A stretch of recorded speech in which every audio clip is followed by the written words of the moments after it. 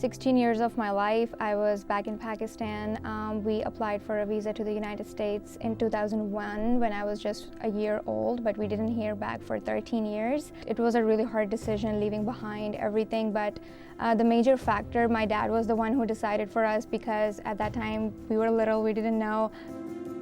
My sister was already going to UAB. She gave me a tour, and of course our campus is absolutely beautiful. I fell in love with it. I always knew I wanted to do mass communication. I always knew I wanted to go into some kind of media field. At that time I didn't even know what PR was. I think it is an absolute honor to be the first Pakistani American graduate of the PR program, perhaps the Department of Communication Studies. I think it is a milestone for me, and it will be a starting point for other people who will listen to my story.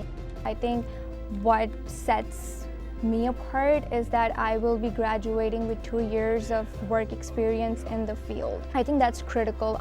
What I was learning in class, I was applying here at work. When I was taking media writing, I was doing actual media writing here. We just pull it apart sometimes, and that type of constructive criticism, like going from that, looking at your first draft and then your final draft and finally seeing it on there, it's super satisfying, and also it's such a learning experience. My releases used to be a lot read when I started. They are a lot less read when I write now. My parents, my motivation every day is that they have sacrificed, they gave me their life. Like, they're living away from each other. My dad's in Pakistan, my mother is here, so they're living away just because, so that their daughters can get good education. So that's like my driving force, my motivation every single day, that they made this sacrifice. I want to make it worth it.